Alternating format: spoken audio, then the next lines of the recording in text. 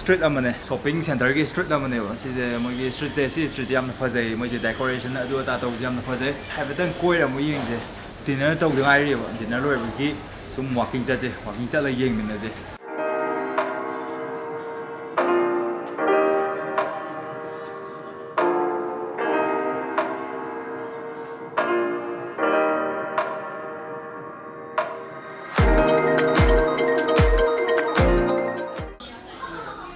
Sister Tiam Faze.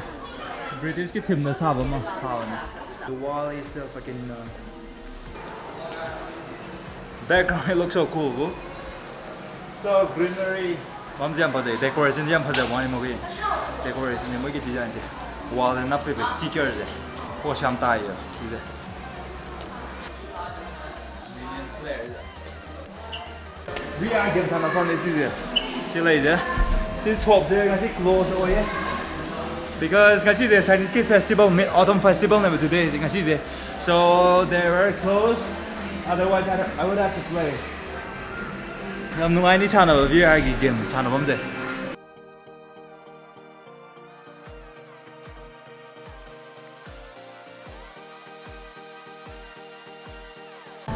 Hold that like a trend. How do I write it?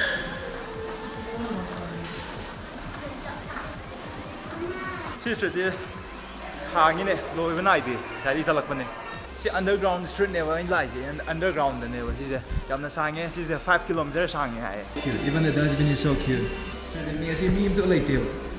Because of a festival, we begin to come and learn again. Sangman let Sapmum there wire. The underground, they must have Mapan Pulay never say. Man road the Pulay. Man road the Pulay.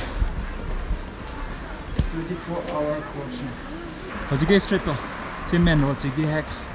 Hard than ever. Chiki straight up and set little. See the lay in there. Lay in there. And entrance had never see the sun then. Underground is shopping mall. This is all the way to wire. So she got them. I don't know. I see them making massage chair. Massage chair really. Shopping mall, cinema hall, office, everywhere. See massage chair. Chinese kids China get really. See massage chair. Come on. Đây nhà thằng Phong get paid rồi cái.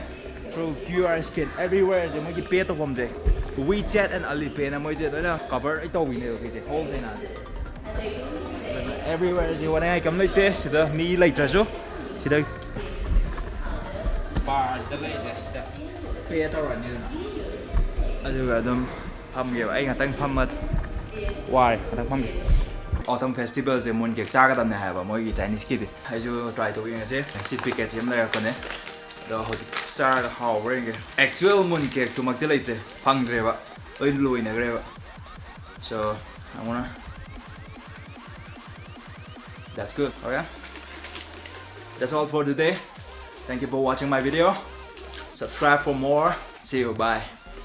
Peace.